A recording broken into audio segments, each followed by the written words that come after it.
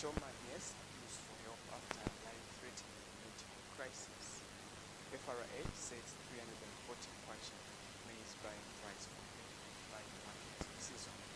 1-month-old baby found abandoned yet in Makeni. Ministry of Energy ensures public of adequate diesel stocks. The details. More than 1,000 former workers from the Zambia State Insurance Corporation have renewed their appeal to government for assistance in claiming their unpaid dues more than 3 decades after their retirement. The group, retrenched in 1991, says despite court rulings in their favor, they are yet to receive their compensation, now totaling 34 million kwacha. Human rights activist Wesley Nyanda has described the situation as tragic, revealing that some of the affected workers have died without receiving payment. Mr. Nyanda explained that although the court ordered CIS to compensate the workers, a consent judgment was allegedly signed by CIS leadership without the workers' knowledge, a move the group claims has undermined their case. Roderick Chapa, secretary of the Retrenched Workers Group, says they have visited numerous government offices, but their pleas for help have been largely ignored. And executive member Emmanuel Ijibiri Sinyangwe has made a direct appeal to President Hakainde Hichilema, asking him to intervene and ensure that justice is able to continue sustainability. Some retrenched workers from the Zambia State Insurance Corporation have appealed to government for assistance in the receiving of outstanding dues. 1,109 workers have been awaiting payment since 1991, highlighting a long-standing issue, citing some of their colleagues have died without receiving their dues. Human rights activist Wesley Nyanda says the retrenchees later took the matter to court, where the court ordered the ZISC company to pay 34 billion kwacha then, which is now equivalent to 34 million kwacha. They've not received their money up to now. What happened is when ZISC hesitated to pay them the 34 billion then, which is 34 million now, after the ruling from the court, these people dragged the institution to court, okay? These people dragged the institution to court that they should be paid this money. So the verdict was given in their favor. Mr. Nyanda says the ZISC leadership secretly signed a consent order without the affected people's knowledge. But from there, ZISC never actually honored it. Instead, ZISC signed the consent order without them knowing. This consent order was signed with the lawyer who was representing them. That's where now the whole figure was cooked, where the money was slashed from 34 billion to 182 million then, which is now 182,000 to be shared among the 1,109 people. So they rejected that offer because that is not the money that they were offered by the court. Roderick Chapa, Secretary for Retrenchees, disclosed that they have visited necessary offices which have not been of help. In our case, it has been noticed that this matter has been so delayed in receiving attention because throughout the administrations, including the current one, people are supposed to be the aides to the president. More or less people who are not willing to even sit down with them. They would rather keep us at bay so that they continue with what they do every day to our exclusion. One of the executive members, Emma Hichilili Sinyangwe, has appealed to the head of state, Mr. Hakainde Hichilema, to intervene.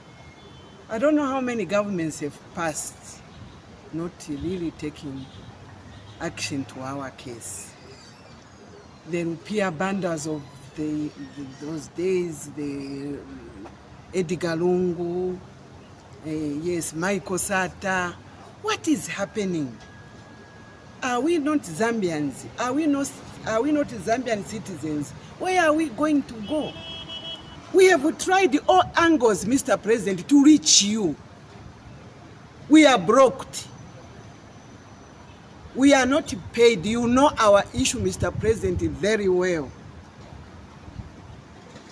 Every month, there is a retrenchee for Zambia State Insurance who is gone. We are dying.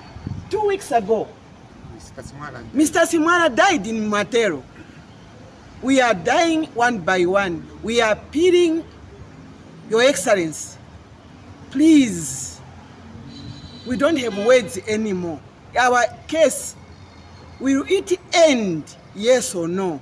The retrenched workers are seeking payment of their dues, which have been pending for over 3 decades. Mebo Chitimbiti, Hope News, Lusaka.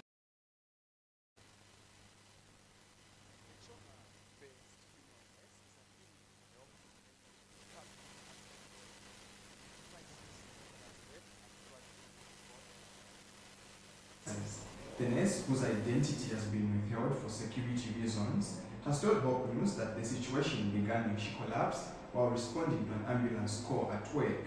She says after medical tests, she was diagnosed with COVID-19, which later led to the discovery of an unruptured brain aneurysm and swelling in her brain. Her condition worsened, forcing her to travel to India, where she underwent a brain surgery known as craniotomy, an operation made possible through a 120,000 loan from Bayport. Although the surgery was successful, she says she's still facing complications, adding that she's now battling tuberculosis, ongoing headaches, and vision problems caused by pressure in her head, and that one of her pupils remains larger than the other. She says her situation has been made worse by financial difficulties. With the loan still unpaid, she is struggling to afford rent and provide for her 2 children, one of whom is a double orphan. She is now appealing to the public for help with medication, financial support, and possibly a follow-up trip to India for further medical review. A sincere plea from Children's where a female nurse choosing to remain anonymous for fear of victimization is faced with an uphill battle against a critical life-threatening medical crisis. The ordeal began when she collapsed on duty responding to an ambulance call. As she was being attended to, she was diagnosed with COVID-19 and an unruptured aneurysm, a ballooning in the artery, and an alarming brain swelling. Her condition worsened, leaving her without an option but getting a loan of about 120,000 kwacha from Bayport in order to go for a brain surgery in India involving the removal of a portion of her skull. I was on the ambulance call, working from railway station. I was picking a patient from Simukanga. It's by that time that I realized I kept having a headache, which was recurrent, it kept going and coming. So as I was dropping the patient by maternity at Choma General, when I was pushing the trolley in, that is the time that the headache hit quite severely. Then I collapsed. The next time I was waking up, I was in isolation ward. Then they had told me to say I was fitting. I fell down and I was fitting. My tongue was swollen. They swabbed for COVID. They found it was positive. After that, on the 3rd day, I lost sensation on my left side. And that is the time the provincial team had come in and they took me to ICU. So even under heavy medication of making me sleep, I couldn't stop feeding. I was feeding concurrently, I wasn't stopping to feed. Then the decision to take me to UTH came in. The recommendation to be evacuated to India came in because they felt craniotomy in Zambia was unlikely. So I had to take a loan. While I was in the hospital, I had to take a loan to go to India. So we traveled to India mid-October. Then I had the operation done from India to New Delhi Hospital. After the operation was done, we came back to Zambia.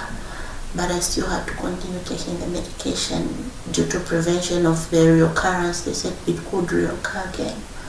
So my left lung, even if we do a chest x-ray now, it still shows that I have active TB. Despite a successful operation, The 120,000 kwacha loan from Bayport that funded a life-saving surgery now hangs heavy over her head. Her salary is now swallowed by loan repayments, leaving her unable to meet basic needs for herself and her 2 children. Currently, she is owing her landlord a 3,600 kwacha and may lead to eviction from the house. So I got the loan from Bayport. We had people that were willing to follow me to the hospital.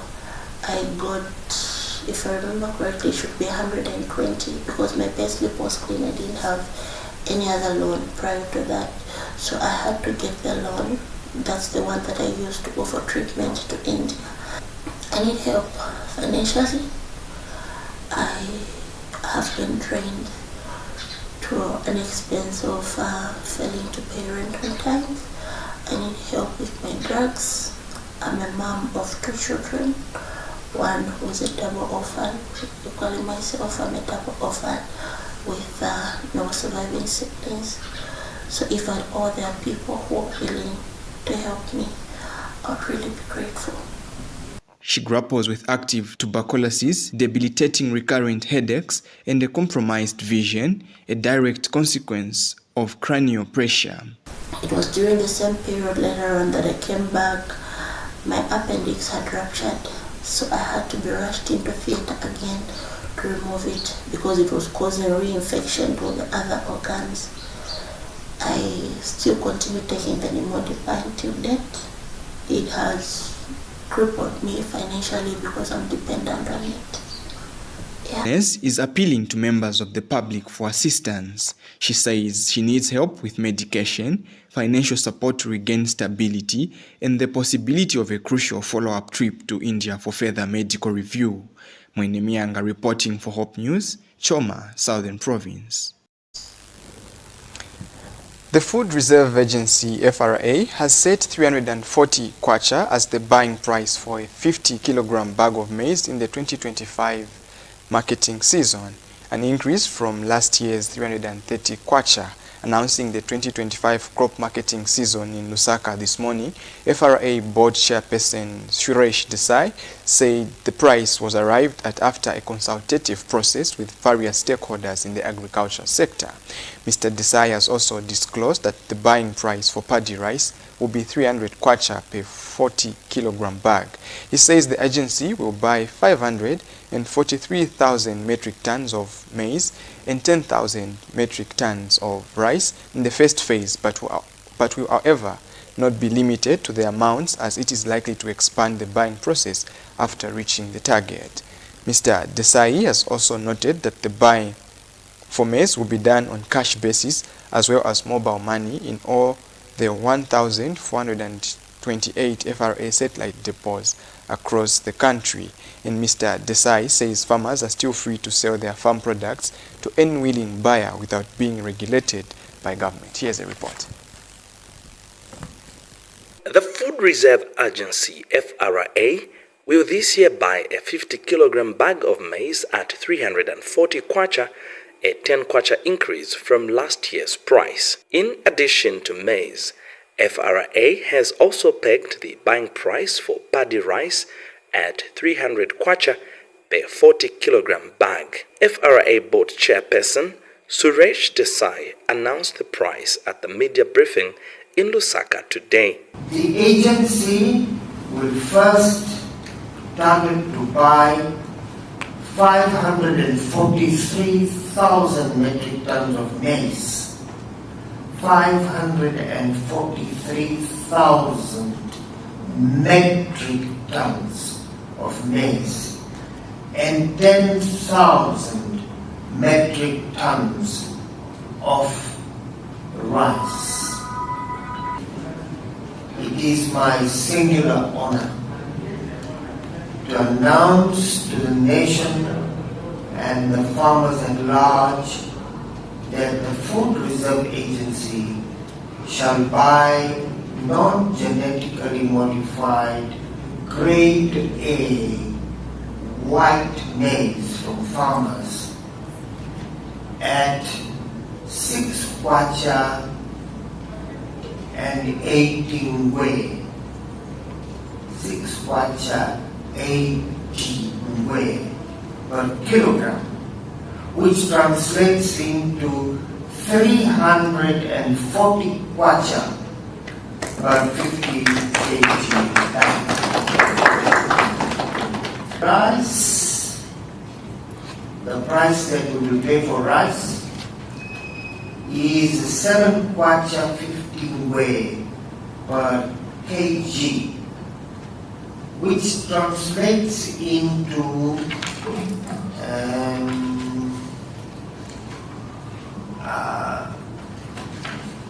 which translates into 300 kwacha per 40 kg bag of rice.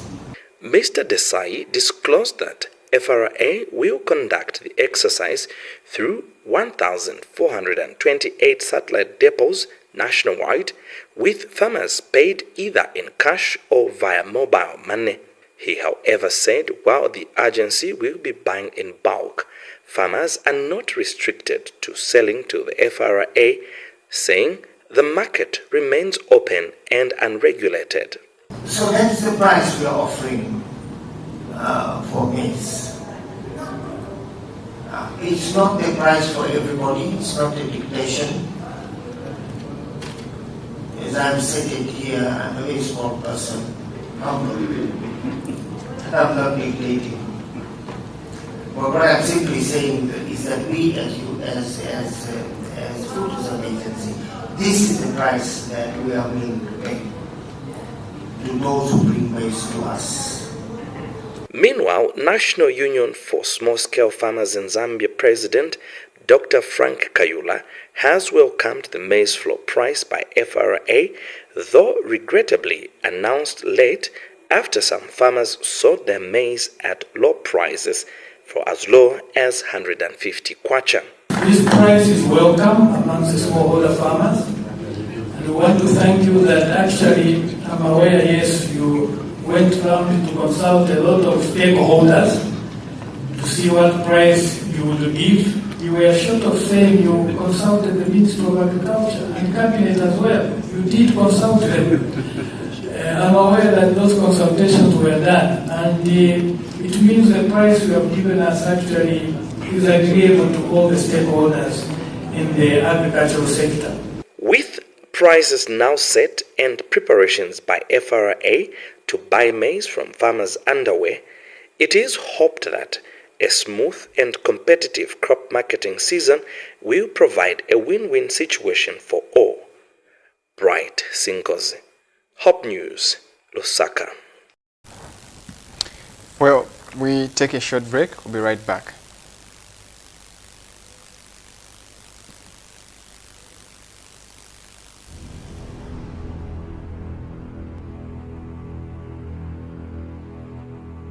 Time is power. Our lives are powered by the sun. As the sun rises, so do we.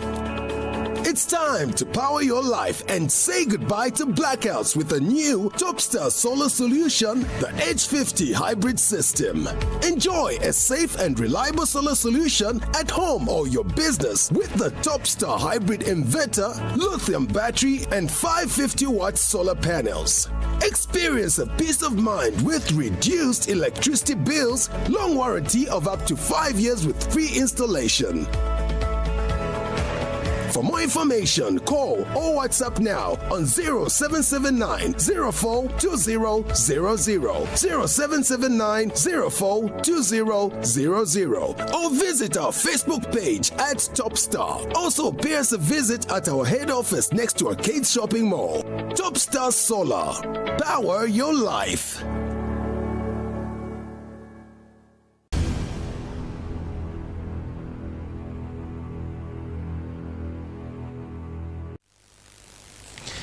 Thank you for still staying with us. Now, police in Makeni are investigating a case of child desertion after a 1-month-old baby boy was found abandoned outside a residency in the Londole area.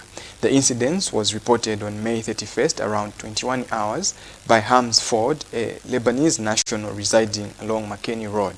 Mr. Ford told police he was alerted by his dog barking persistently and upon checking outside discovered a crying infant wrapped in a blanket near his gate. McKinney police officers responded swiftly and secured the baby, who was taken to the university teaching hospitals for medical observation. The child has since been placed in a safe home by the Department of Social Welfare, where he is receiving care. Police are appealing to members of the public with any information that could help identify the child's mother or guardians to report to McKinney Police or any nearby police station. The Zambia Police Service has also reminded the public that child abandonment is a serious offense punishable by law. They have urged anyone facing hardship to seek assistance through the proper social welfare channels. This is contained in a statement issued to Hope News by police spokesperson Rehamonga. McKinney Police Station is investigating a case of child desertion reported on the 31st of May 2025 at around 21 hours. The report was received via phone call from Mr. Hams Faudi, a Lebanese national residing on McKinney Road, who reported having found an abandoned baby outside his gate. According to Mr. Faudi, on the same day, around 20-30 hours while at his residence in the Londora area of McKinney, he was alerted by the persistent barking of his dog. Upon checking outside, he discovered the dog standing by the gate and a baby crying nearby. When he opened the gate, he found a male infant estimated to be about 1 month old, wrapped in a baby blanket and left alone. He immediately contacted McKinney Police Station. Officers responded promptly and secured the baby, who was then taken to Investigation Hospital for medical observation. The child was briefly admitted and has since been taken to a safe home by the Department of Social Welfare, where he is currently receiving care. We are making an earnest appeal to members of the public. If anyone has information that may assist in identifying the mother or guardian of the abandoned child, please come forward. You may report in person at McKinney Police Station or any nearest police station. We take this opportunity to remind the public that abandoning a child is a serious offense punishable by law. There are proper channels through which individuals can seek help, and we urge those facing difficulties to reach out to appropriate social services. The Ministry of Energy has assured the public that Zambia has sufficient diesel stocks to meet national demand, despite reports of shortages at some fuel stations. Permanent Secretary for Technical Services Peter Mumba says the current situation is not a result of a national supply disruption, but rather administrative challenges faced by some oil marketing companies. Mr. Mumba disclosed that the country currently holds 129,581.82 liters of diesel, 2 liters of diesel, which he said is enough to sustain the nation for 27 days. He added that more retail outlets remain operational and are meeting consumer needs. The minister is urging oil marketing companies to resolve any supply chain inefficiencies and ensure their filling stations remain stocked. Mr. Mumba reaffirmed government's commitment to maintaining a stable and uninterrupted fuel supply, working closely with the Energy Regulation Board and other stakeholders.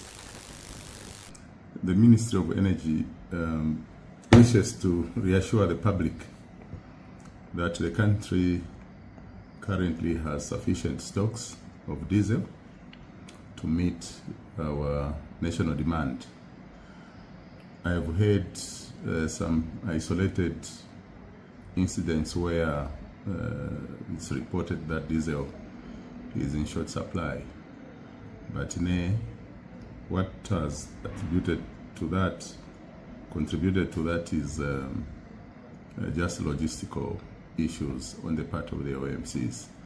Others, we have sufficient stocks to last 27 days.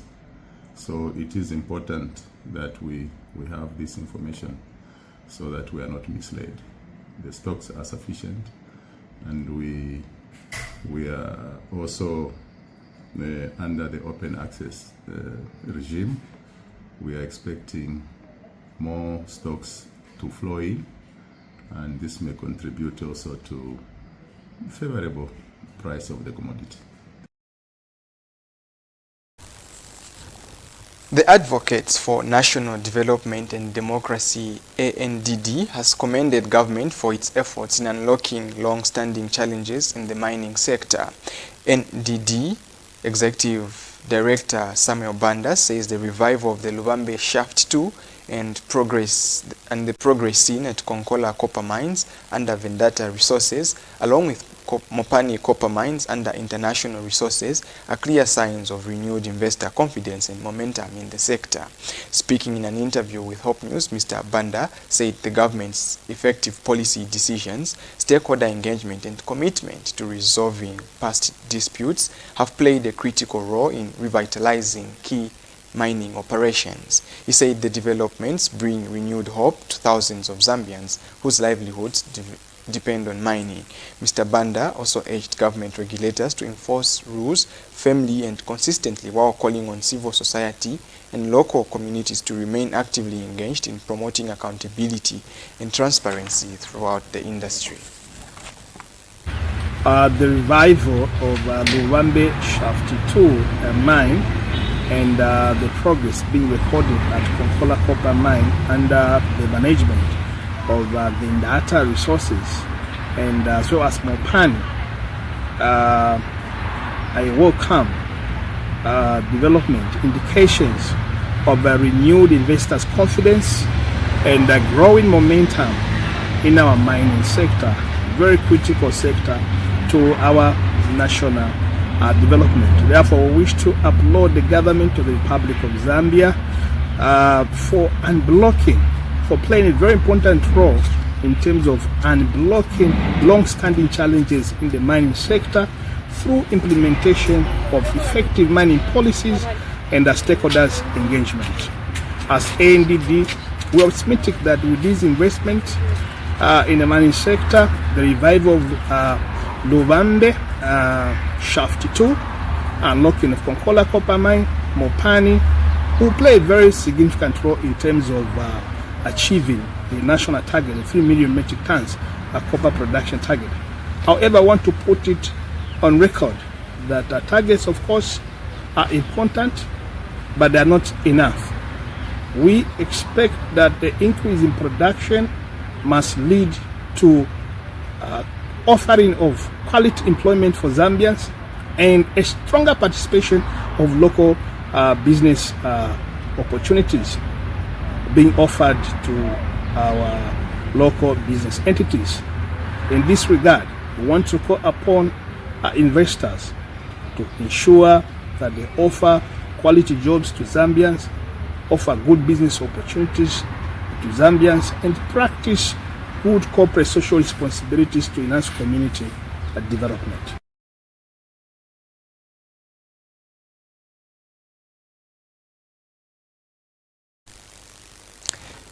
Ends our news, and here are stories that made headlines. Choma nurse appeals for help after life-threatening medical crisis. FRA sets 340 kwacha maize buying price for 2025 marketing season. 1-month-old baby found abandoned at gate in Makeni. Ministry of Energy assures public of adequate diesel stocks. On behalf of the entire production team and crew, my name is Mwene Mianga, and Sharon Akfuna has been our sign language caster. Be blessed.